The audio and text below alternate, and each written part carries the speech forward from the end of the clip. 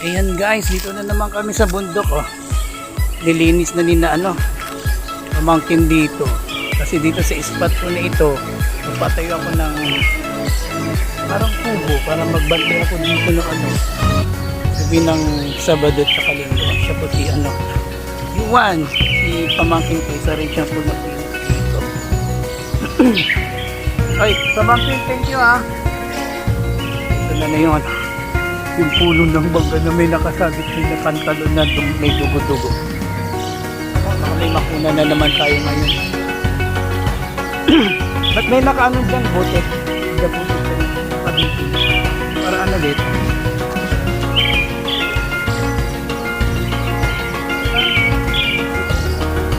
Lipat buka. Buko. Walang buko.